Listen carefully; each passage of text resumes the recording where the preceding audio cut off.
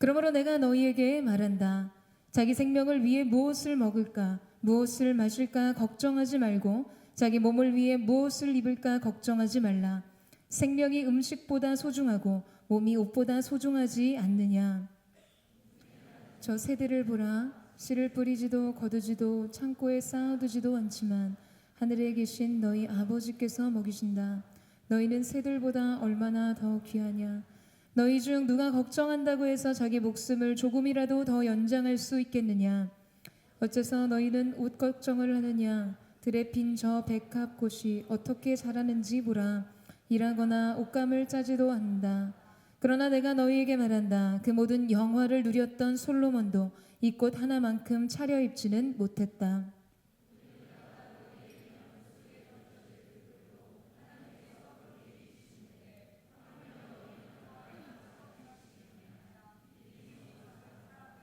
그러므로 무엇을 먹을까, 무엇을 마실까, 무엇을 입을까 걱정하지 말라.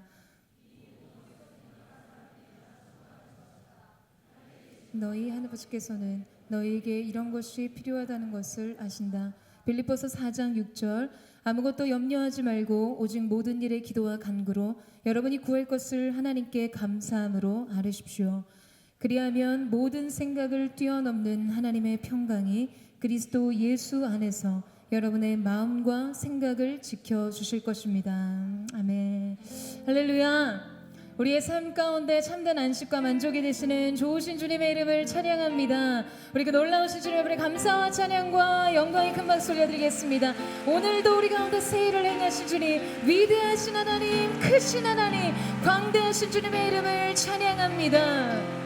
할렐루야. 할렐루야. 사랑하는 여러분, 성령 충만하십시오. 말씀 충만하십시오. 새해 복 많이 받으세요.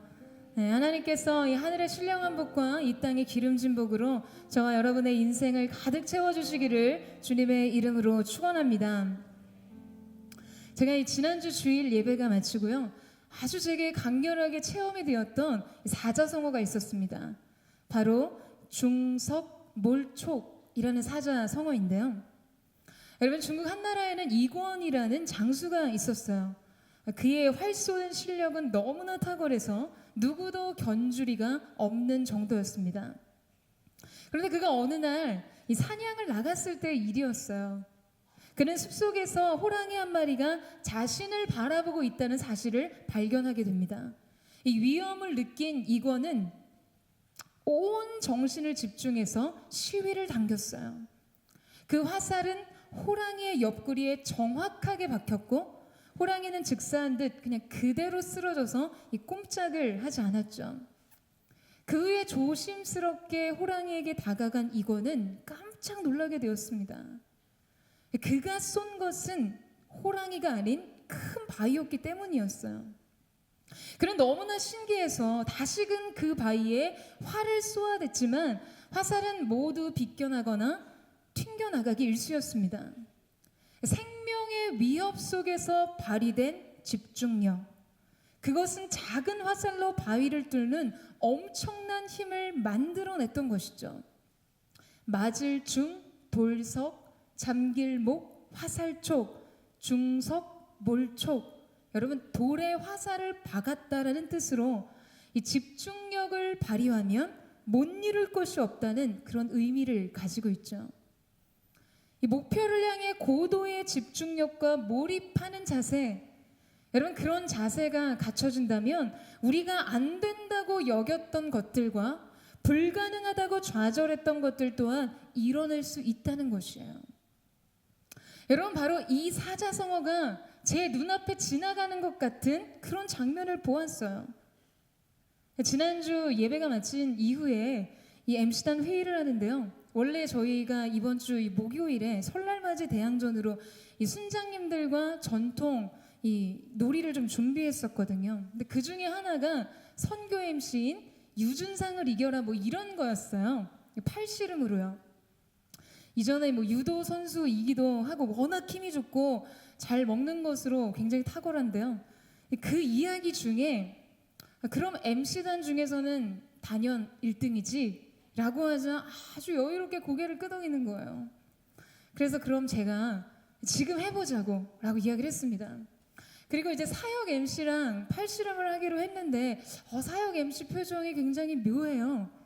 안 하고 싶어 하는 것 같기도 하고 굉장히 자존심에 날이 선 것 같기도 하고, 두 사람이 이렇게 딱 마주 앉아 있을 때 제가 한술 더 떠서 뭐를 걸고 해야지, 뭐를 걸어 라고 했더니 이 말을 대표 MC가 바로 받아서 지는 사람이 연임이라고 못을 박았어요. 2020년 한 해 MC로 헌신할 이 예정된 사람을 찾는 굉장히 귀중한 시간이 된 거예요. 그 순간의 긴장감은 제가 느끼기에 이루 말할 수 없었어요. 그리고 심판의 사인과 함께 팔씨름이 시작이 됐는데요. 역시나 유도 선수로서의 전력을 발휘하면서 선교 MC가 팔을 완전히 꺾어서 거의 바닥에 이렇게 붙인 거예요. 그 순간 제가 영재가 연임인가? 그 한마디를 던졌을 뿐인데 여러분 믿지 못할 광경이 벌어졌어요. 여러분 원래 이 팔씨름이라는 것이 팔이 꺾여서 넘어가면 여러분 회생이 불가능합니다. 거의 불가능해요. 그런데 그 순간에 괴력이 발휘가 됐어요. 거의 완전히 바닥에 누운 상황에서 완전히 역전을 한 거예요. 바로 그때 제 마음에 이 사자성어가 지나간 것이죠. 사역 MC에게 연임이란 생명을 위협하는 호랑이를 만난 것과 같구나. 그 순간 발휘된 그 고도의 집중력과 몰입, 그로 인한 괴력, 모두가 당연하게 생각했던 결과를 완전히 뒤엎었어요. 할렐루야. 근데 뭔가 그냥 대단하다고 박수를 쳐주기에 뭔가 찝찝한 느낌적인 그 느낌 여러분 좀 있잖아요. 그런 일이 있었습니다. 사랑하는 여러분, 저는 오늘 중석몰촉, 이 돌에 화살을 박는 그런 집중력을 우리에게 적용해 보고 싶습니다. 사실 이렇게 명절 연휴에 걸쳐 있는 주일 예배를 드리면 대부분 매번 느끼는 것이지만 예배의 영적 집중력이요 너무나 느슨해져 있다는 사실을 느끼게 됩니다. 연휴 컨디션이 있어요. 예배자들의 갈망과 영적인 에너지 자체가 굉장히 떨어져 있습니다. 영적인 관역 자체가 없는 그런 느낌 있죠? 하나로 집중된 시선과 몰입된 에너지가 없는 느낌. 여러분 그러나 한 번의 예배, 관역에 정확하게 조준된 시선과 응집된 목마름은 엄청난 폭발력을 갖습니다. 여러분 그래서 오늘 이 예배도 절대 포기하시면 안 돼요. 오늘의 이 예배가 여러분의 삶에 어떤 불가능한 관역을 정조준해서 바위를 쪼개듯 깨트릴 수 있다는 것이죠. 여러분 그 사실을 믿으세요? 여러분 준비가 되셨습니까? 여러분의 믿음의 활을 쏘실 준비가 되셨어요? 자, 그렇다면 그 몰입된 영적인 집중력과 목마름을 가지고 오늘의 말씀 안으로 함께 들어가기를 원합니다. 이 자유본문으로 말씀을 준비하면서 하나님께서 어떤 말씀을 주시고자 하는지를 묵상했을 때 단 한 사람도 빠짐없이 우리 모두가 공통적으로 겪고 있는 문제가 있다는 생각을 하게 되었습니다. 그것은 바로 염려에 대한 것이에요. 나는 염려나 걱정이 전혀 없다고 하는 분이 계시다면 그분은 사람이 아닐 가능성이 높습니다. 상대적으로 덜 염려하는 성향의 사람들이 있기는 하겠죠. 하지만 어쩔 수 없이 여러분 모든 인생들 안에는 염려와 근심, 걱정과 두려움이 있습니다. 이것은 어쩌면 삶을 살아가는 우리의 근본적인 한계예요. 그런데 놀랍게도 누구보다 우리들의 약함을 가장 잘 아시고 그 누구보다 우리의 한계를 가장 깊이 이해하시는 예수님께서 염려하지 말라고 하셨다는 것이에요. 염려가 없는 삶이란 사실 우리에게는 그 자체로는 매우 매우 불가능한 일들처럼 여겨집니다. 경험적으로 말이죠. 여러분 우리는 믿음의 기지를 발휘하며 매주 이 문을 걸어 나갑니다. 눈에 보이는 대로 살지 않고 느껴지는 대로 살지 않고 세상에 안기는 수많은 문제와 도전에 굴복하지 않고 믿음으로 이기리라. 그런데 그게 쉽지 않아요. 우리의 삶은 빠르게 걱정과 불안과 염려와 두려움에 침식돼서 믿음은 침몰한 배처럼 가라앉고 말아요.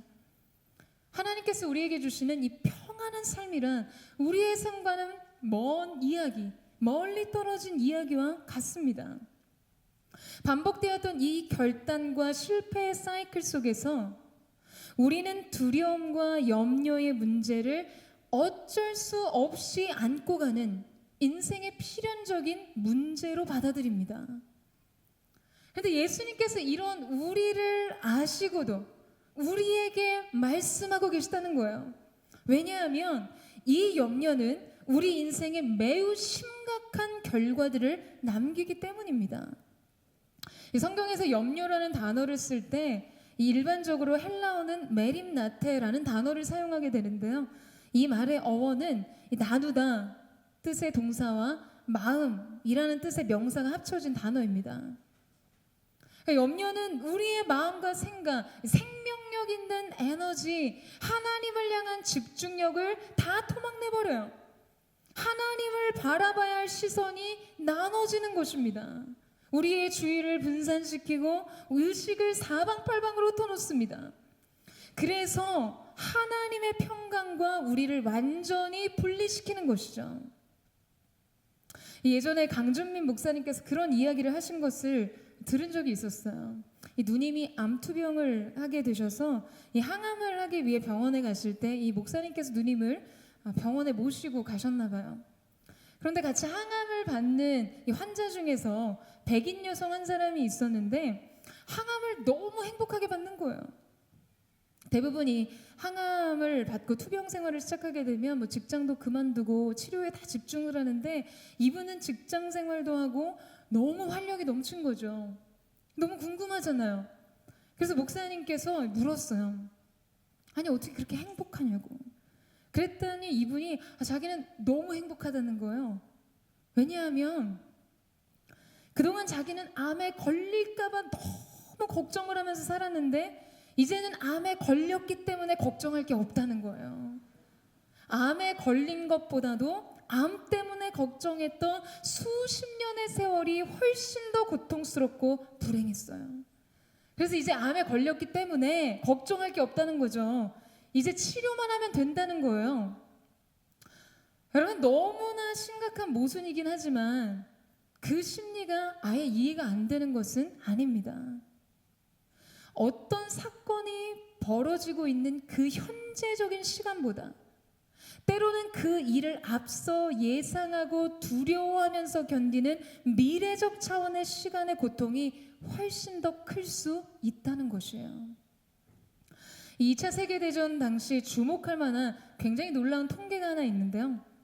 당시 전쟁에 참가한 이 젊은 전사자 비율보다 그 아들을 전장에 보내고 염려로 죽은 어머니들의 수치가 2배 이상 높았다는 거예요. 거짓말 같으세요? 실화예요. 당시 미군의 전사자가 35만 명이었는데요. 참전 용사들의 어머니들이 염려하다가 심장병과 같은 질환으로 죽은 사람이 10만 명이라고 100만 명이라고 이야기합니다. 이런 내용을 뒷받침만 해줄 만한 성경의 내용이 나오죠. 잠언 17장 22절 말씀에 마음의 즐거움은 양약이라도 심령의 근심은 뼈를 마르게 한다라고 이야기합니다. 그러니까 여러분이 염려라는 것, 걱정이라는 것은요, 실제 육신을 굉장히 쇠약하게 만들고 치명적으로 우리의 건강을 해칠 수 있다는 거예요. 정신 건강을 해칠 수 있다는 거예요. 여러분, 염려는 우리의 인생의 근원적인 기쁨과 만족과 평안과 안식을 앗아갑니다. 하나님께서 우리 가운데 주신 것을 온전하게 누리게 하지 못할 뿐만 아니라 우리의 영과 육을 병들게 만들어요. 그렇기 때문에 예수님께서는 이러한 염려의 실체들을 드러내시면서 우리에게 염려하지 말아야 할 것에 대해서 말씀하고 계신 것입니다. 2절부터 시작되는 예수님의 말씀 안에는 염려에 대한 2가지 원리를 포함하고 있는데요. 자, 여러분 25절 말씀을 다시 한번 보시겠어요? 우리 25절 말씀을 함께 읽겠습니다. 시작.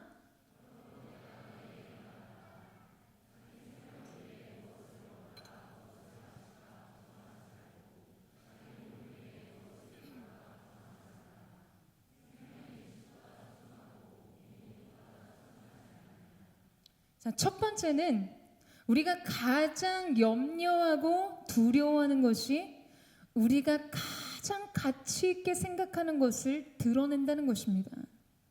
자기 생명을 위해, 자기 몸을 위해 걱정하지 말라. 지금 예수님께서는 그가 걱정하는 것, 이 걱정이 곧 그가 사랑하는 가치임을 꼬집어주고 계세요. 두려움은 여러분이 중요하게 여기는 것이 무엇인지를 나타냅니다. 우리는 우리에게 가치 있는 영역에 대해서 가장 많이 두려워해요. 우리가 사랑하고 애착을 갖고 많은 관심을 쏟고 있는 영역에 대해 가장 많은 두려움이 있기 마련입니다. 보통 이런 두려움들은 과거의 경험으로부터 형성된 어떤 트라우마나 상처이기도 하고요. 때로는 열등감과 잘못된 집착으로부터 흘러나오기도 합니다. 우리는 그런 두려움들과 염려를 통해서 그 사람의 과거를 해석하기도 하고 또 그 사람의 가치관을 해석할 수도 있는 것이죠. 여러분의 이 마음 안에, 여러분의 이 미래 안에 재정의 부족이나 어떤 낮은 지위, 그런 지위가 낮은 삶에 대한 염려가 굉장히 많은 분들이 있다면 여러분에게 있어서 그것이 중요한 영역을 지금 차지하고 있기 때문이라는 것이에요. 어떤 이들은 자기가 사랑하는 자신이나 사랑하는 사람들의 건강이나 안전에 대해 지나치게 염려한다면 그것에 대해 아주 굉장한 치중하는 삶을 살게 될 거라는 것이죠. 결혼을 해서 가정을 이루지 못하는 것에 대해서 걱정하거나 두려워하거나 염려하는 분들은 자신의 정서적인 불안정함에 대해 크게 부족을 느끼기 때문입니다. 두려움은 우리가 중요하게 생각하는 가치를 나타낸다는 거예요. 그것을 드러내요. 자, 여러분에게 대입해 보세요. 여러분은 무엇을 걱정하고 염려하고 계세요? 그것이 여러분 삶에서 가장 중요하게 여러분이 생각하고 가치 있게 여기고 있는 이야기입니다. 다음으로 26절 말씀을 한번 보시겠어요? 우리 26절 말씀을 같이 한번 읽겠습니다. 시작.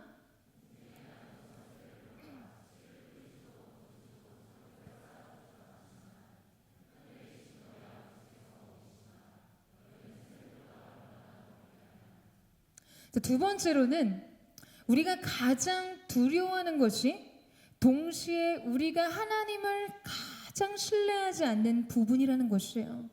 가장 큰 불신의 영역이라는 것이죠. 여러분, 염려하는 영역은 믿음이 대입되지 않은 영역이고 동시에 하나님을 의식하고 개입시키지 못하는 영역입니다. 조지 밀러는 이렇게 말했어요. 염려의 시작은 믿음의 끝이고 믿음의 시작은 염려의 끝이다.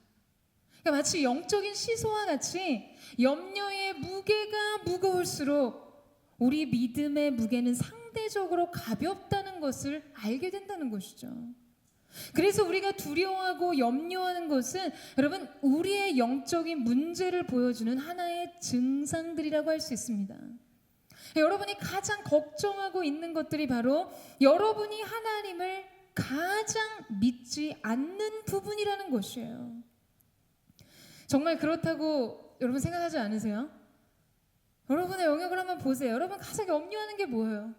여러분 가장 걱정하고 있는 게 뭐예요? 항상 두려워하고 있는 게 뭐예요? 잦은 염려와 걱정이 모이는 것을 보세요. 여러분 바로 그 영역이 우리의 영적인 아킬레스건과 같이 여러분 우리의 믿음이 잘 발휘되지 않는 영적인 불모지와 같습니다. 자, 그렇다면 우리의 믿음의 적인 이 염려의 문제를 어떻게 해결해야 하는 것인가? 우리 첫 번째로 27절 말씀을 같이 한번 읽도록 하겠습니다. 짧은 구절인데요. 우리 함께 읽겠습니다. 시작.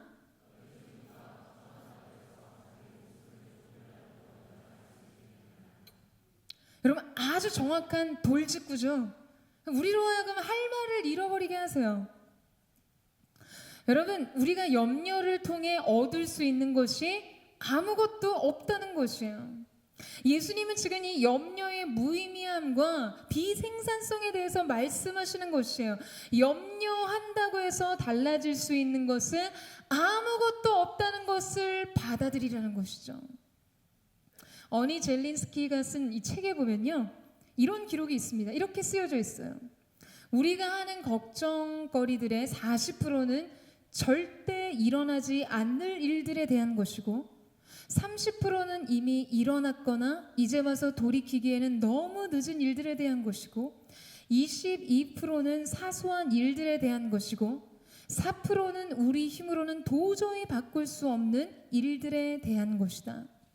그리고 고작 4%만이 우리가 대처할 수 있는 진짜 사건들에 대한 것이라고 이야기합니다.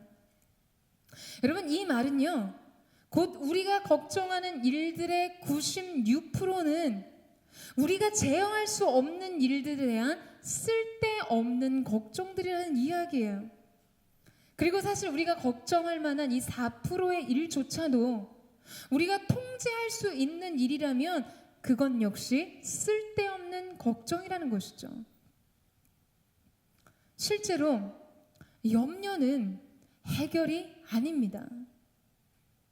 여러분 우리가 무엇을 염려하고 걱정하는 것이 이 문제를 해결하거나 미래를 통제하거나 상황을 변화시킨다고 생각하진 않아요. 하지만 두려워하기 때문에 걱정거리들이 끊임없이 수반되는 것이죠. 가치 있게 여기고 때로 집착하기 때문에 염려하는 것이에요.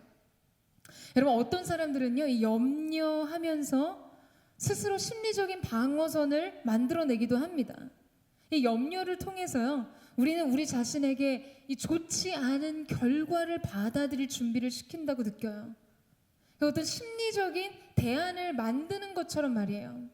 그러니까 최악의 상황을 계속해서 그리면서 나름 충격의 완충제를 만든다고 생각합니다. 내가 생각한 최악의 상황보다 실제 상황이 조금 좋을 때 우리는 그 차이 속에서 마음의 보상을 얻어요. 낙관했다가 결과가 좋지 않았을 때 자신이 받아들여야 하는 충격과 실망, 좌절과 두려움을 감당할 자신이 없기 때문인 것이죠. 그런데 여러분, 이 모든 것이 그저 자기 고통입니다. 염려는 무익해요. 염려 자체가 유익하지 못할 뿐만 아니라 염려 자체로는 결코 상황을 바꾸는 것에 조금도 그 힘을 발휘할 수 없음에도 불구하고 우리는 계속해서 염려합니다. 이것은 인생을 신중하게 계획하고 여러분이 혹 어떤 미리 설계하고 준비하는 차원과 전혀 다른 성격의 이야기예요. 이것은 믿음 없음이 포함되어 있습니다. 여러분 오늘 이 시간 저는 저와 여러분의 인생 속에 이 믿음으로 우리 인생의 모든 염려를 몰아내는 태도를 배울 수 있는 귀한 은혜가 있게 되기를 주님의 이름으로 축원합니다. 염려와 동반자의 삶을 살지 마세요.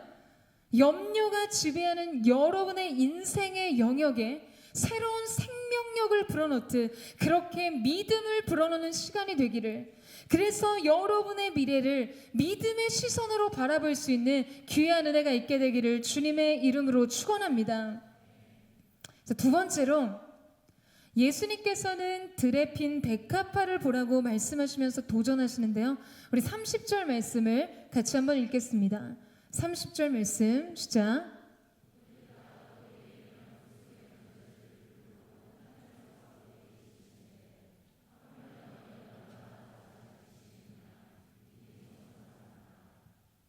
여러분 예수님의 이 말씀 속에서 우리는 염려의 이유와 해결책이 동시에 제시되고 있다는 것을 알게 됩니다. 지금 뭐라고 하시죠? 하늘에 나는 새들을 보라는 거예요. 들에 핀 백합화를 보라고 하시는 거예요. 씨를 뿌리지도 않고 거두지도 않고 창고에 쌓아두지도 않지만 지금 그들을 누가 먹이시고 입히신다고 지금 하늘의 하나님께서 말씀하고 계시죠? 그분이 먹이시고 그분이 입히신다는 것이에요. 오늘 있다가, 여러분 충격적이죠? 오늘 있다가 내일 아궁이 속에, 그 불 속에 던져질 들풀들도 지금 하나님께서 그렇게 하고 계신다고요. 사랑하는 여러분, 하나님께서는 때를 따라 만물을 아름답게 하시고 자연의 순리대로 완벽한 조화를 이루도록 다스리고 계십니다. 들에 핀 백합화, 그 나약한 백합화 한 송이도 그 계획과 질서 아래서 철마다 그 옷을 갈아입고 있어요. 그런데 여러분, 하물며 우리는 어떻습니까? 여러분 어떠세요? 지금 우리는 이 말씀을 통해서 아주 근본적으로 하나님 아버지와 우리의 관계를 점검해 볼 필요가 있습니다. 지금 그것을 원하시는 거예요. 정말 하나님이 아버지라는 이 강력한 확신과 권세 안에서 삶을 살고 있지 않기 때문에 여러분, 그래서 모든 것이 불안하고, 그래서 모든 것이 두렵고, 그래서 모든 것이 걱정거리의 목록 안에 들어오게 된다는 것이에요. 여러분, 부모란 어떻습니까? 자녀들에게 부모는 너무나 절대적인 존재죠. 부모는 어느 상황에서건 문제를 해결하고 아이들의 필요를 공급하고 책임자가 되어야 합니다. 이 아이들을 키우다 보면요, 저는 키우지 않아요. 어디 가서 또 이렇게 애 키운다고 얘기하지 마세요. 아이들을 키우다 보면요, 어느 시기까지 부모가 자녀에게 가장 민감하게 반응하는 부분이 바로 애착 형성이라는 거예요. 여러분, 어느 시기까지 바르게 정립되지 않은, 이 성립되지 못한 애착 관계가 여러분 자녀들의 평생의 삶에 걸쳐 아이들에게는 치명적인 결함으로 작용할 수 있기 때문입니다. 그러니까 부모가 절대적인 영향력을 안정적으로 행사하는 아이들일수록요, 자존감이 굉장히 높고 그 자신도 상황과 환경에 대한 적절한 대처력을 키워나갈 수 있어요. 내면이 불안하지 않습니다. 굉장히 안정적이에요. 왜냐하면 부모가 늘 안정적으로 자기를 지지해주고 사랑해주고 존재감을 발휘해주기 때문이에요. 그의 행동에 의해서가 아니라 그의 존재에 의한 반응을 보여주고 신뢰를 주었기 때문이죠. 여러분, 우리는 이렇게 부모에게 의존하는 법을 배우면서 인간적으로 성장해 갑니다. 내면의 힘을 키우고 자기 존중감을 배워요. 정서적으로 안정감을 가꾸어가고 나아가 균형 있는 독립심을 배우게 됩니다. 그런데 여러분, 이것은요, 영적으로도 마찬가지예요. 우리는 하나님 아버지와의 관계 안에서도 이런 과정을 거쳐야 해요. 아이들이 태어나서 생존에 필요한 모든 공급과 나아가서 신체 발달, 지적, 사회적 발달에 필요한 모든 것에서 여러분, 부모의 교육과 양육과 돌봄에 의존되어 있듯이 여러분, 우리의 삶의 모든 것을 그분으로부터 시작해야 합니다. 여러분, 이 사실을 믿고 동의하세요? 우리의 모든 것은 그분으로부터 시작되고 그분으로 인해 완성되어야 한다는 것이에요. 이것이 자녀된 삶이에요. 모든 영역에서 그분의 개입이 있어야 하고 그분을 통해 공급받아야만 합니다. 우리는 영적으로 그분과의 건강한 애착 관계를 통해서 세상을 살아가는 법을 배워야 해요. 그럴 때 우리의 내면은 풍요롭고 안정적일 수 있다는 거죠. 그런데 여러분, 그런 삶을 살고 계세요? 우리가 늘 두렵고 염려에 짓눌리고 매사에 자신이 없어요. 자주 절망과 좌절에 빠져 있다면요, 여러분, 우리는 이 영을 경계해야 합니다. 저는 이것을 고아의 영이라고 명명하고 싶어요. 우리는 인생의 어떤 문제를 대하면서 우리 자신을 마치 고아와 같다고 여기는 경향이 있다는 거예요. 아버지에게 책임을 요구하지 않습니다. 도움을 요청하지 않아요. 혼자 짊어지고 혼자 헤쳐나가는 것에 익숙해요. 버려진 존재, 감당할 수 없는 상실을 경험한 존재, 철저한 연약함, 보호받지 못하고 돌봄을 받지 못하는 존재로 그냥 홀로 두려움과 근심에 빠져 살아가는 것이죠. 사랑하는 여러분, 우리는 이 고아의 영을 대적해야 합니다. 우리 안에 잠재되어 있는 이 고아의 영을 대적해야 해요. 우리가 인생을 살아가며 내 자신과 하나님과의 관계성을 어떻게 가져가고 있는지를 여러분 다시 점검해 보셔야 돼요. 여러분 정말 아빠 하나님을 여러분의 인생의 아버지로 모시고 살고 있으십니까? 그걸 점검해 보셔야 한다고요. 로마서 8장 15절에서 16절 말씀은 말합니다. 여러분은 다시 두려움에 이르게 하는 종의 영을 받지 않고 양자의 영을 받았습니다. 우리는 그 영으로 아바, 아버지라고 부릅니다. 성령은 친히 우리의 영과 더불어 우리가 하나님의 자녀임을 증거합니다. 사랑하는 여러분, 우리는 성령님으로 인해서 그 하나님을, 우주 만물을 통치하시고 다스리시는 그 하나님을 아빠 하나님이라고 부를 수 있는 자녀된 권세를 얻었습니다. 예수님께서 이것을 증거하세요. 그리고 약속하세요. 내가 너희를 고아같이 버려두지 아니하고 너희에게로 오리라.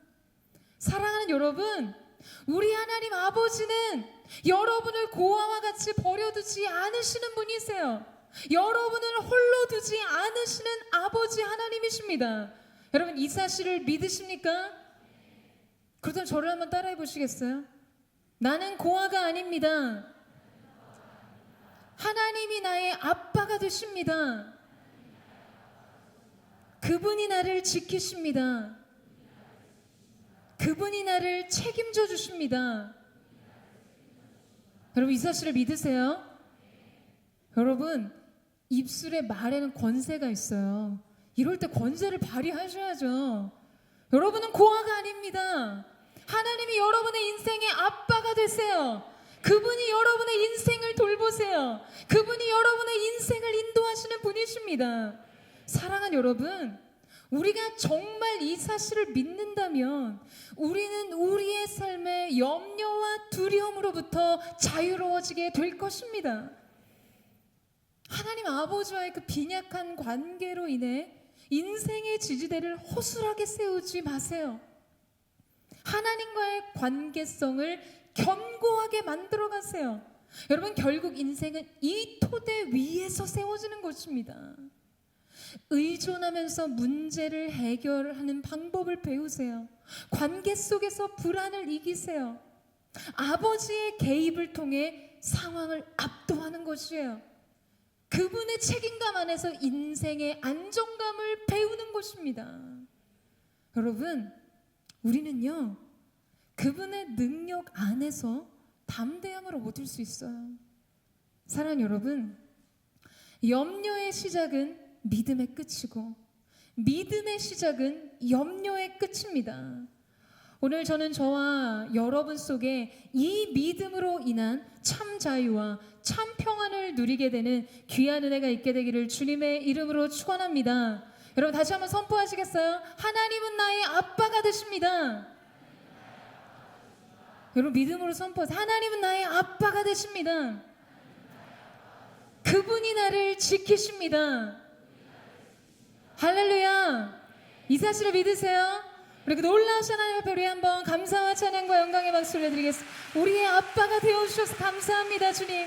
우리의 인생을 지키시고 보호해 주셔서 감사합니다 주님. 오셔서 주님 영광을 받아주시고 찬양을 받아주시옵소서. 아멘. 오늘 하나님과 여러분과의 관계 속에 엄청난 자유와 평안과 그 소망과 구원이 물밀듯이 여러분의 인생 속에 찾아가게 되는 귀한 은혜가 있게 되기를 주님의 이름으로 축원합니다. 마지막 세 번째로 우리 빌립보서 4장 6절에서 7절 말씀인데요. 우리 빌립보서 4장 6절에서 7절 말씀을 함께 읽겠습니다. 시작.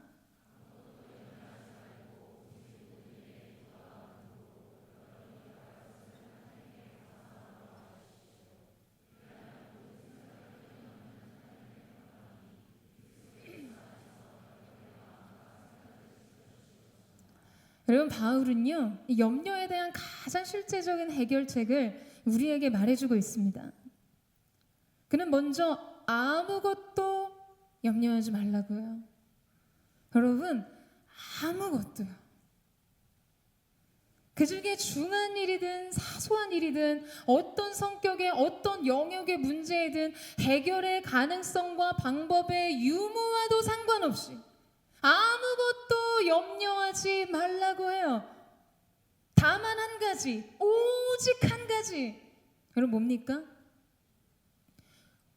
모든 일에 기도와 간구로 여러분이 구할 것을 하나님 앞에 감사함으로 아뢰라는 것이에요. 사랑하는 여러분, 염려의 가장 실질적인 해결 방법은 바로 이것입니다. 염려를 기도로 풀어야 한다는 것이에요. 간구로 풀어야 합니다. 감사로 풀어야 해요. 아주 구체적으로 그 염려를 하나님 앞에 아뢰야 돼요. 그 문제를 하나님께로 가져가는 것이죠. 여러분, 베드로는요, 너희 염려를 하나님께 맡겨버리라 라고 말씀하고 있는데, 이 맡겨버리다라는 단어는요, 원문상 위를 향해 던지다라는 뜻이에요. 하나님 앞에 그것을 맡기라고 하면 그걸 위를 향해 던지라는 뜻을 가지고 있다는 거죠. 여러분, 우리의 모든 염려를 우리를 돌보시는 아버지께로 던지는 것이에요. 하나님께 토스하는 것, 그분 손에 넘겨드리는 것입니다. 이 빌 프레이는 소망의 춤이라는 책에서 그가 이 조지아주 시골 농장에서 나무 한 그루를 아주 그루터기를 파내려고 아주 애를 썼던 그 일들을 회고하는 장면을 기록하고 있는데요. 당시 그는 11살이었는데 그가 해야 되는 일들 중에 하나가 이 농가 벽난로와 그 작은 스토브에 지필 땔감을 모으는 일이었어요. 근처 숲에는 이 벌목하고 남은 소나무 그루터가 굉장히 많이 있었습니다. 품질이 좋은 이 소나무 그루터기는요, 이 송진이 굉장히 많이 붙어 있었기 때문에 이 빌은 그 그루터기 자체를 파내서 작게 쪼개서 이 땔감을 만드는, 마련하는 일을 했어요. 11살인데 대단하죠? 그런 유년기를 보내셨어요? 저는 대단하다고 생각했는데요.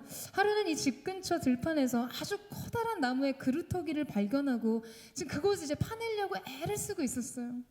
몇 시간 동안 말 그대로 밀고 당기기를 했지만 이 뿌리가 너무 깊어서 이게 파지지를 않았던 거죠. 계속해서 이 그루터기와 씨름을 하고 있는데 퇴근해서 돌아오는 아버지가 이 비를 보거든요. 다가오셨어요. 그리고는 그에게 이렇게 말씀하셨습니다. 뭐가 문제인지 알 것 같구나 라고 이야기를 하신 거예요. 그래서 이 빌이 그게 뭔데요? 라고 물었어요. 그래서 아버지께서는 너는 내 힘을 다 사용하지 않고 있어 라고 말씀하신 거예요. 이 이야기를 들은 빌이 너무 화가 나는 거죠. 몇 시간을 정말 화가 나서 자신이 얼마나 열심히 얼마나 오래 일했는지를 말씀드렸어요. 그런데 아버지는 아니, 너는 내 힘을 다 쓰지 않고 있어 라고 다시 말씀하신 거예요. 빌은 정말 이 화가 나는 마음을 가라앉힌 후에 무슨 뜻인지를 아버지에게 다시 묻자 아버지는 이렇게 대답하셨습니다. 너는 아직 내게 도움을 요청하지 않았잖니. 사랑하는 여러분, 염려를 다루는 것은 마치 나무 그루터기를 뽑는 일과 같습니다. 우리가 가진 염려와 두려움의 일부는 뿌리가 매우 깊습니다. 그것을 뽑아내기란 아주 힘든 일이고 실제 사실 정말 저와 여러분의 우리의 인생에서 가장 어려운 일일지도 몰라요. 정말 그런 것 같다는 생각이 들어요. 그러나 여러분, 우리가 그 일을 혼자 할 필요는 없습니다. 그 일을 하나님께 가지고 가서 도움을 요청하세요. 모든 생각을 사로잡아 그리스도께 복종하라. 모든 생각을 예수님께로 끌고 가는 것이에요. 여러분, 염려는 대개 그 대상이 정확하지 않고 굉장히 막연하기 때문에 더욱 위협적으로 느껴지기 마련입니다. 그렇기 때문에 그것을 구체적으로 고백할 필요가 있어요. 그것의 실체를 밝힐 필요가 있다는 것이죠. 예수님, 이 염려와 부정적인 생각이 제 마음에 들어왔습니다. 그리고 그 상황을 아주 구체적으로 여러분이 마치 다른 사람들에게 여러분의 이야기를 하듯이 그렇게 아뢰세요. 그리고 주님이 지금 그 기도를 듣고 계심에 감사함으로 요청하는 것이에요. 이것이 주님께로부터 온 것이 아니라면 주님의 평강으로 나를 다스려 주십시오. 주님, 나의 힘으로는 할 수 없습니다. 주님, 내게 은혜를 주십시오. 여러분, 하나님 앞에 기도와 간구와 감사로 나아가는 것이에요. 그러면 하나님께서 어떤 일을 하시는가? 그리하면 모든 지각에 뛰어난 하나님의 평강이 너의 마음과 생각을 지키시리라. 할렐루야. 여러분, 이 사실을 믿으세요? 여러분, 기도는요, 바로 이 평안이 올 때까지 하는 것입니다. 어떤 평안? 하나님의 평안이요. 바울은 지금 하나님으로부터 오는 어떤 평안이라고 하지 않았어요. 그는 하나님의 평안이라고 이야기하고 있어요. 지금 완전하신 하나님 그분께서 누리시고 소유하신 그분의 평강 말입니다. 여러분, 어떠세요? 가슴이 뛰지 않으세요? 맙소사. 하나님의 평강이 온다고. 여러분, 우리의 생각의 수준과 우리가 이해하는 정도의 평강이 아니라 하나님의 평강이 옵니다. 바로 이 하나님의 평강이 기도 가운데 모든 지각을 뛰어넘고 생각을 뛰어넘어서 상황을 뛰어넘어서 우리에게로 오는 것이에요. 설명할 길이 없는 평강이 우리에게 찾아오는 것이죠. 그러니까 세상은 모르는 평안이에요.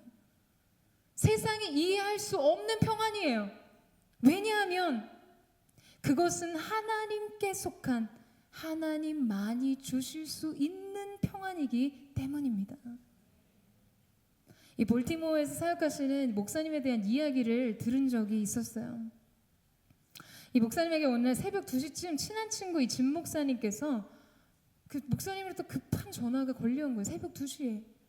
내용인즉슨 사모님이 바늘을 삼켰다는 거예요.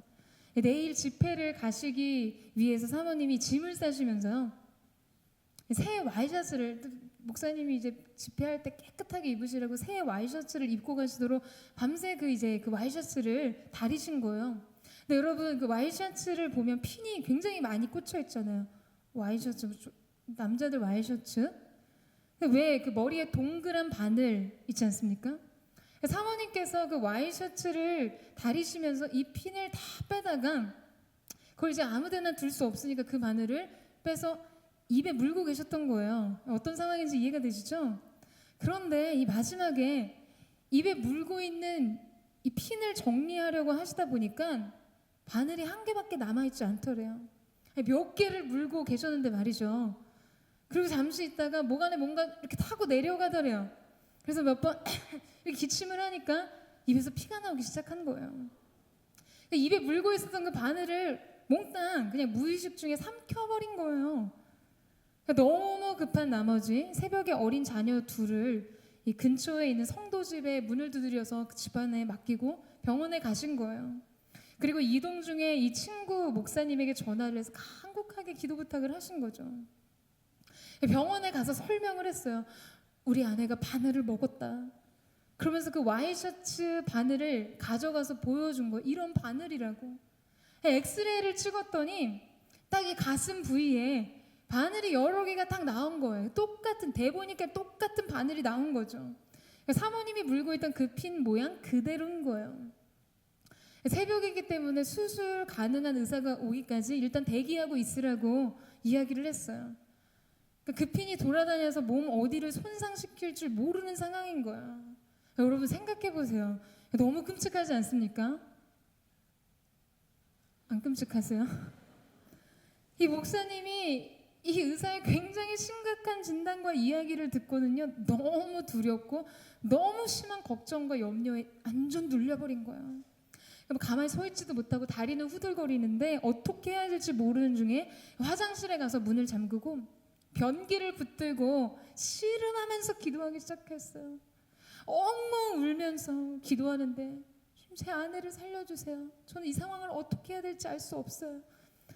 정말 어떤 시간이 어떻게 지나가는지 알지 못한 얼마의 시간이 지났는데, 그렇게 기도하고 나니까 그 위에서부터 이 아래까지 어떤 따뜻한 기운이 내려오는데 마치 唰,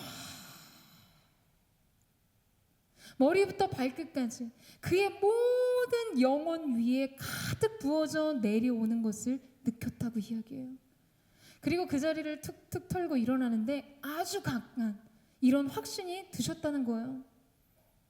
내게 어떤 일이 있어도, 설사 폐를 잘라내는 일이 있어도 It's okay, 하나님이 하시겠구나, 그런 생각에 마음이 평안해지더라는 거죠. 무엇이든지 올 테면 와봐라, 어디서 오는지 알 수 없는 이 담대한 평안이 그 마음속에 찾아오더라는 것이에요. 드디어 교수님이 오셨어요. 그리고 수술 전에 좀 더 정밀한 검사로 이 핀의 정확한 위치를 확인하기 위해서 몸 전체를 스캔하는 정밀한 검사를 하라고 이야기를 했습니다. 결과가 나왔어요. 그 판독 결과, 검사 결과를 보던 교수님이 굉장히 심각하게 고개를 가로저었어요. 그리고는 이렇게 이야기합니다. 아무것도 없어요. 현재 아무것도 보이지 않습니다. 라고 이야기를 한 거예요. 그래서 엑스레이에도 잡혔는데 그럼 그 엑스레이 피는 뭡니까? 근데 이게 가장 정확한 검사인데 어쨌든 몸 전체에서 아무것도 보이지 않습니다. 모르겠습니다. 어쨌든 그 검사 결과상 보이지 않는다는 거예요. 사랑하는 여러분, 여러분은 여기서 응답이 뭐라고 생각하세요? 물론 갑자기 폐에 꽂혀있던 바늘이 보이지 않는 것도 중요하죠. 그런 기적이 기도를 통해 우리의 삶에 일어나는 것을 소망합니다. 당신의 기도는 기적이 될 것입니다. 우리는 그래서 그렇게 선포해요. 하지만 우리의 삶 속에 그러한 변화가 일어나기 위해서 그 앞서 우리가 어떤 응답을 받아야 하는지를 알아야만 합니다. 바로 모든 지각에 뛰어난 하나님의 평강이 마음과 생각을 지키시는 것이에요. 사랑하는 여러분, 이것이 가장 깊은 차원의 응답입니다. 이것이 가장 높은 차원의 해결이에요. 여러분, 이 사실을 믿으세요. 우리는 이 응답을 사모해야 합니다. 모든 지각에 뛰어난 하나님의 평강, 모든 상황과 납득할 수 있는 합리적이고 이성적인 사고의 수준을 넘어서 오는 하나님의 평강이요.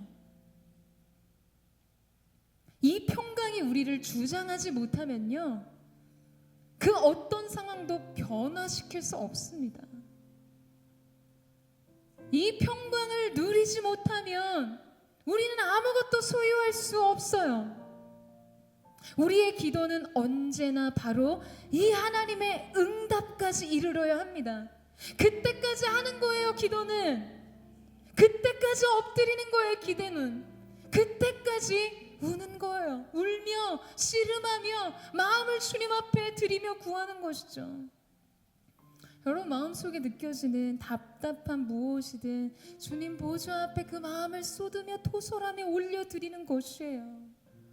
사랑 여러분, 그럴 때 우리 앞에 무엇이 오든, 우리 앞에 무엇이 오든 흔들림 없는 담대한 평강, 그 어떤 것이든 넘어설 수 있는 절대적인 평강이 우리 안으로 흘러들어오는 것입니다.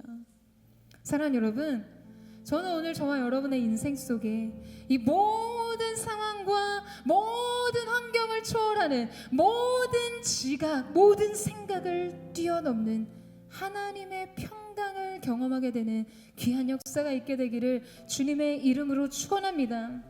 사랑하는 여러분, 여러분은 고아가 아니에요. 여러분을 사랑하시고 홀로 두지 않으시는 참 좋은 아버지가 계세요. 그분께 도움을 구하세요. 그분을 부르세요. 오늘 여러분의 인생을 무겁게 하는, 여러분의 인생을 고통스럽게 하는, 여러분의 인생을 속상하게 하는 인생의 짐이 무엇입니까? 그 염려가 무엇이죠? 그래서 아버지 앞에 내려놓고 그분의 도움으로부터, 그분의 평강으로부터 오는 참된 안식과 만족을 누리는 저와 여러분 되시기를 주님의 이름으로 축원합니다. 여러분, 제가요 저희 둘째 조카에게 요새 아주 작은 레고를 가지고 놀아요. 얼마나 멋있는 작품을 만드는지 몰라요. 그런데 가끔 그 작은 레고가 그 작은 손에 잘 쥐어지지 않고 합이 잘 맞지 않을 때 열심히 노력을 하다가 스스로 너무 속상해서 울음을 터뜨릴 때가 있어요. 그 레고를 막 집어 던질 때도 있어요. 제가 어느 날 저희 둘째 조카에 가서 그렇게 얘기했어요. 정한아, 이럴 때는 울지 말고, 정한이 혼자 속상해하지 말고 이렇게 하면 돼. 엄마나 아빠나 이모에게 도움을 요청하면 되는 거야. 제가 오늘 잠시 동생 집에 있었는데 오늘 그 레고를 열심히 하던 저희 둘째 조카가 뭐가 안 됐는지 레고를 땅 바닥에 던졌어요. 그리고는 잔뜩 짜증이 난 울음을 터뜨렸어요. 그때 제가 나가서 저희 둘째 조카에게 얘기했어요. 정한아, 이런 순간에 어떻게 하라고 했지? 그랬더니 저희 둘째 조카가 갑자기 울음을 멈추고서는 이모에게 도움을 요청하라고 했어. 여러분, 이런 과정을 통해서요 우리는 하나님 아버지의 개입을 받아들이게 됩니다. 여러분, 이런 경험을 통해서요 우리는 우리의 보호자가 누구인지, 정말 사소한 것이든 중요한 것이든 우리가 필요로 하는, 필요가 있는 상황 속에 우리를 도와줄 대상이 있다는 사실을 확인하게 됩니다. 여러분, 그리고 이것이 쌓여야 인생의 안정감이 되는 거예요. 그런데 영적으로는 이 경험을 쌓는 훈련을 하고 싶어 하지 않아요. 여러분, 그건 그냥 지적으로 동의한다고 해서 아멘이라고 해서 되는 게 아니에요. 여러분의 현실적인 일상의 순간순간 속에서 여러분이 너무 마음이 속상하고 나는 최선을 다해서 열심히 노력했는데 되지 않은 그 순간 누구를 기억하는 거예요? 우리의 도움이 되시는 아빠 하나님을 기억하는 거예요. 그리고 그분께 요청하는 거죠. 하나님, 도와주세요. 주님의 도움이 필요해요. 저의 힘으론 부족해요. 전 너무나 두려워요. 너무나 염려가 많아요. 그럴 때 하나님의 개입이 여러분의 인생에 쌓일 때 여러분, 그것은 엄청난 믿음의 무기가 되는 것입니다. 사랑하는 여러분, 이 시간 그냥 지나가지 마세요. 한마디의 찬양의 고백, 하나의 기도의 고백 속에 정말 여러분의 필요를 드리세요. 여러분의 마음을 고백하세요. 여러분은 고아가 아니에요. 우리에겐 참 좋으신 아버지가 계십니다. 우리가 그 마음을 주님 앞에 고백하며 함께 기도하며 나아갔으면 좋겠습니다. 사랑하는 주님, 주님은 오늘 우리를 주님의 보좌 앞으로 불러주셨습니다. 염려 많고 두려움 많은 우리의 인생의 문제를 주님께로 가지고 나아가 주님 보좌 앞에 내려놓습니다. 기름 부어주시고 붙들어 주시고 주님, 우리의 인생을 도와주십시오. 우리 그 마음 고백하며 함께 이 찬양의 고백으로 주님 앞에 나아가기를 원합니다.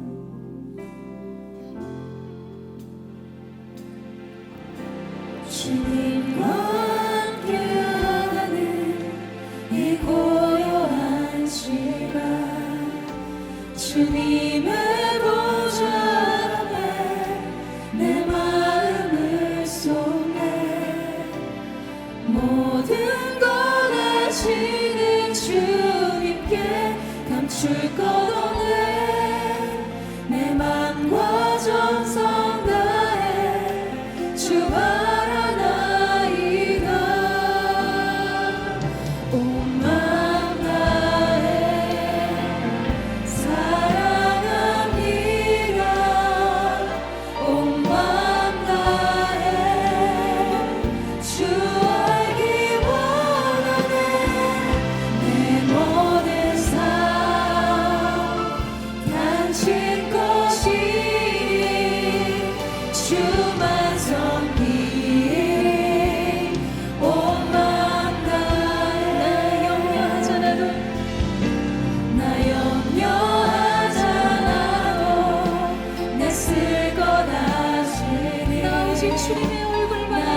오직 주의 얼굴 구하게 하소서.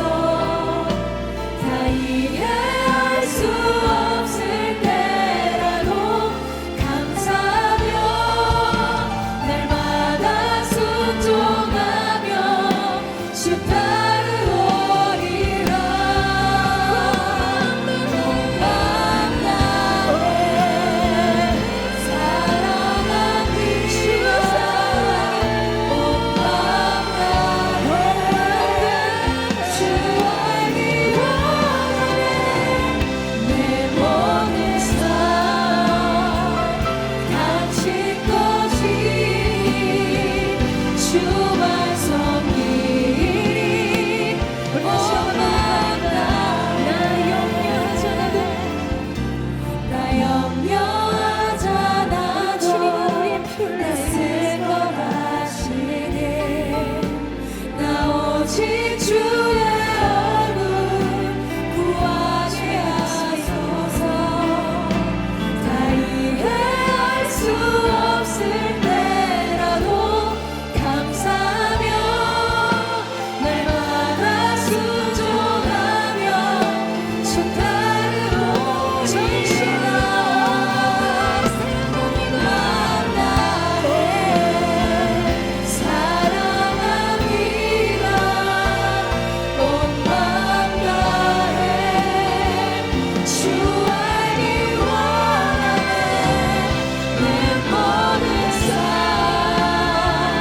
당신 것이니 주만 섬기리. 온 맘 다해 온 맘 다해 사랑합니다. 온 맘 다해 주 알기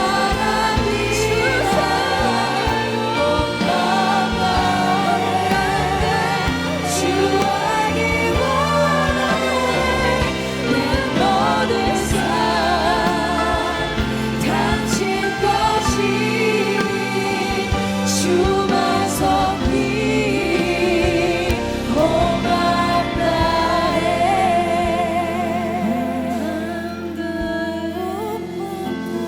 사랑합니다. 온 맘 다해 주 알기 원하네. 내 모든 삶 당신 것이니 주만 섬기리. 온 맘 다해. 사랑하는 여러분, 성경은 우리에게 우리가 자녀된 자의 권세를 누리고 있다고 이야기합니다. 여러분, 이것은 존재의 문제예요. 여러분이 하나님의 자녀라는 그 사실 자체가 우리 인생의 가장 큰 권세를 상징하는 것입니다. 근데 여러분, 어떻게 살고 계세요? 그 자녀의 권세를 사용하고 계십니까? 우리가 쉽게 염려에 빠지고 좌절에 빠지고 우리가 쉽게 자주 깊은 염려와 두려움에 함몰되는 이유는 우리에게 아빠가 계시다는 사실이 있기 때문이에요. 그 사실을 믿지 못하기 때문입니다. 사랑하는 주님, 오늘 이 시간 하늘의 문을 열어주십시오. 주님, 우리 가운데 찾아와 주십시오. 사랑하는 주님의 청년들 가운데 하나님 당신께서 이들의 인생의 아빠가 되심을 경험할 수 있도록 도와주십시오. 우리의 이름을 아시는 주님, 우리의 인생의 고통을 아시는 주님, 우리의 인생의 눈물의 깊이를 이해하시는 오직 그 하나님께서, 만물의 창조자가 되시는 하나님께서 우리를 붙드신다는 사실을 잊지 않게 하여 주시옵소서. 우리의 이름을 아시는 우리의 아빠 하나님 앞에 주님, 우리의 모든 염려와 근심을 내려놓기를 원합니다. 하나님이 우리의 아버지가 되시는 사실로 인해 우리의 인생 속에 참된 평안이 있기를 원합니다. 우리 이 시간 전심으로 주님, 내게 임재하여 주십시오. 내게 찾아와 주시옵소서. 아버지 하나님, 우리 인생을 붙들어 주시옵소서.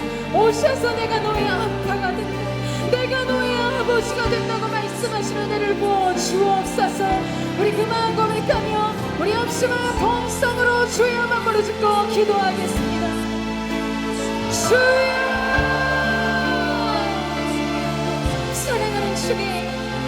오늘 이 시간 우리가 주님 앞에 나아가기를 원합니다. 우리의 인생의 아픔과 우리의 인생의 실망과 좌절과 두려움과 염려를 하신 하나님 앞에 우리의 모든 것을 드리며 나아가기를 원합니다. 주님 찾아와 주십시오. 아버지 하나님, 우리의 두려움의 근원을 주님에게 하여 주시옵소서. 천국께서 하물며 너희 하늘의 아버지께서 너희에게 좋은 것으로 주시지 않을 것이다. 우리에게 되묻고 계시는 하나님 앞에 하나님, 이것이 우리의 모든 근심의 해독자가 되는 우리의 영혼의 해결책이 되는 믿음으로 고백하며 나아갈 수 있도록 주여 역사하여 주시옵소서. 우리의 모든 근심과 고통 가운데 함께 하시는 그 하나님의 찬양이 우리 가운데 불이 붙듯이 부어지게 하여 주시옵소서.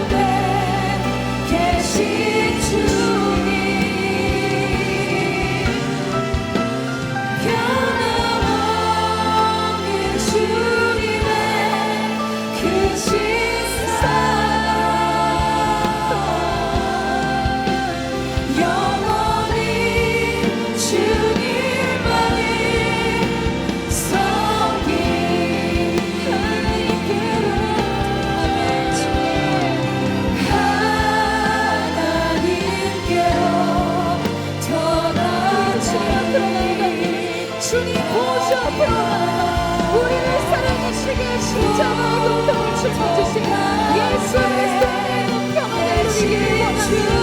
진정 평안을 통하여 주는 마음과 우리의 삶에서 함께하여 주옵소서. 주님의 그 신사랑 영원히 주님만을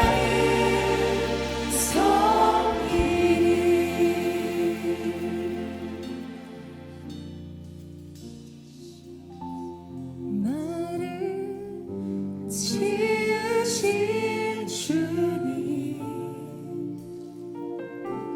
내 안에 계셔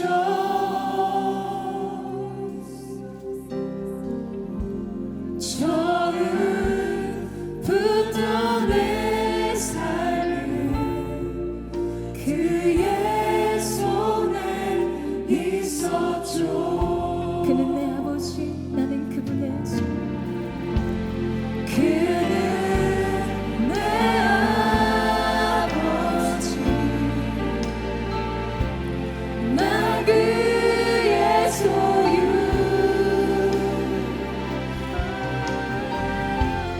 내가 어딜 가든지 날 떠나지 않죠.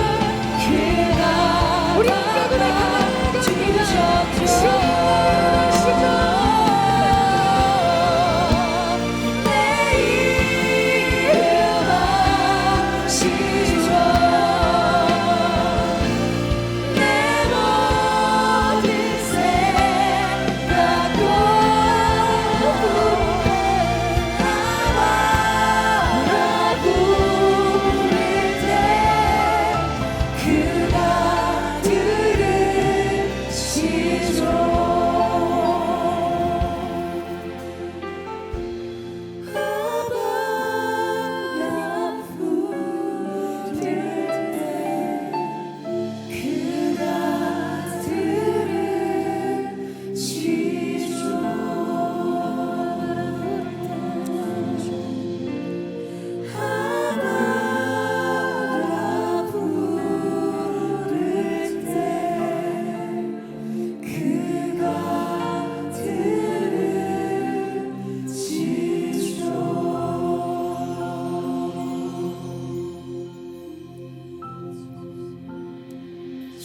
감사합니다. 사랑 여러분, 우리에게는요, 우리 인생에는 우리가 아바, 아버지라고 부를 때 우리의 기도를 들으시는 분이 계세요. 사랑하는 주님, 이 시간 사랑하는 주의 청년들의 그 심령 깊은 곳에 주님의 손을 얹어주십시오. 아빠 하나님이라고 부를 때 응답해 주십시오. 내가 부르기도 전에 내가 응답하리라고 말씀하신 이사야의 그 말씀처럼 이미 준비하고 계신, 내가 그 백성을 긍휼히 여기기에 복주기 위해 일어나 준비하고 있다는 말씀처럼 이들의 인생 가운데 찾아가 주십시오.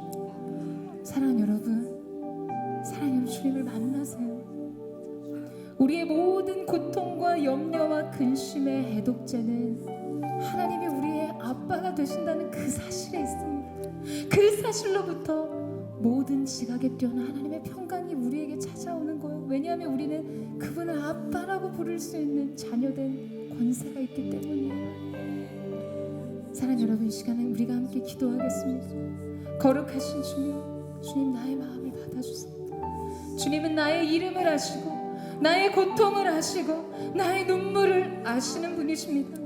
나의 인생을 가장 깊이 이해하시는 하나님이신 줄로 믿습니다. 주님 오셔서 함께하여 주시고 기름 부어 주시옵소서. 여러분, 이 시간 우리가 기도하며 나아가 다 자리에서 함께 일어나서 기도하겠습니다. 우리가 기도하며 나아갈 때 사랑하는 주님, 언제까지 기도하는가? 하나님의 평강이 올 때까지 기도하는 것. 모든 지각에 뛰어난 하나님의 평강이 올 때까지 기도하는 것이에요. 모든 생각을 넘어서는 하나님의 평강이 올 때까지 그 보좌 앞에 오는 것입니다. 나의 길을 아시는 하나님, 나의 인생의 날수를 아시는 하나님, 내 인생의 두려움을 아시는 하나님, 내게 임하여 주시옵소서. 하나님의 평강이 부어지게 하여 주옵소서. 우리 전심으로 주의 마음을 읽고 우리 합심하여 통성으로 기도하겠습니다. 주여,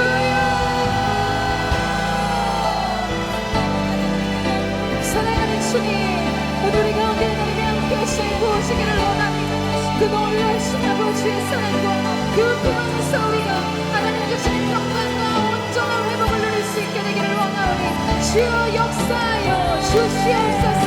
하나님 사랑이 놀라우시는 그 다음이 없는 긍휼이 한 사람 가운데 부어지게 하시고 의심하게 하고 두려움이 만드는 모든 더러운 사랑의 세계 예수님의 이름으로 끊어지게 하여 주시옵소서. 염려하지 말라는 수하셨습니다. 우리가 이 말씀을 순종하는 모든 두려움과 양심과 염려가 끊어지게 하여 주옵소서.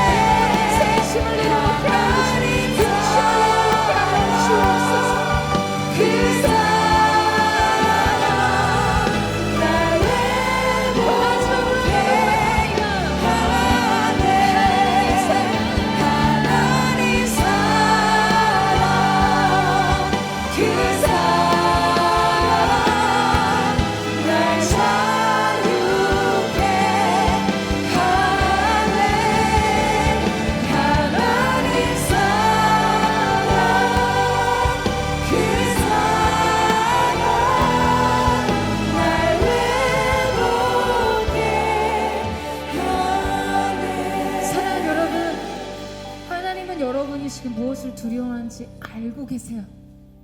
여러분 자신보다도 훨씬 더 잘 알고 계십니다.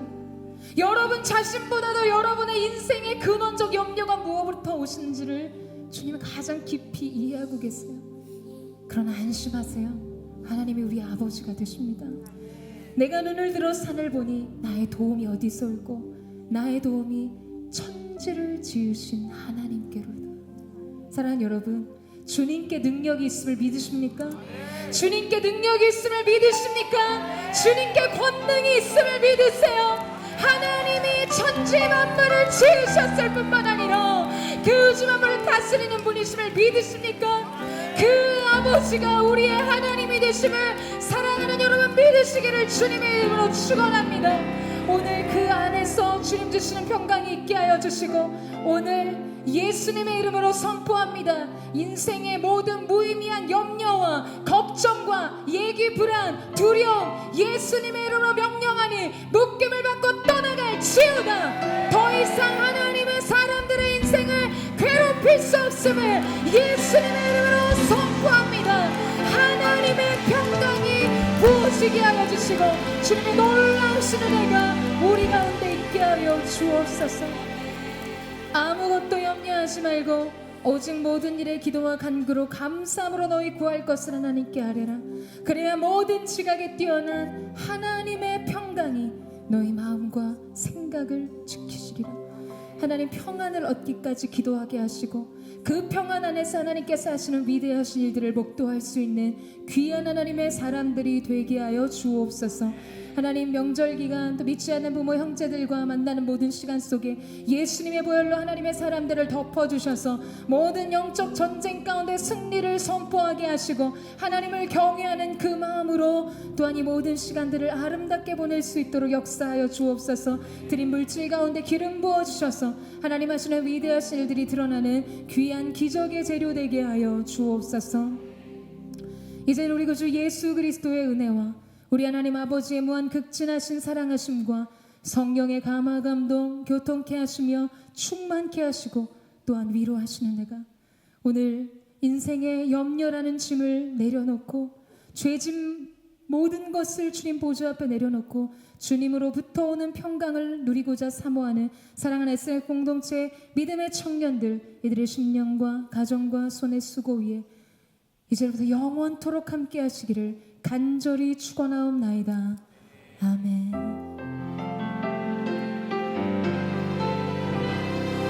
우리 가운데 세례 행하신 하나님 앞에 감사한 찬양과 이 영광의 큰 박수를 드려 나누겠습니다.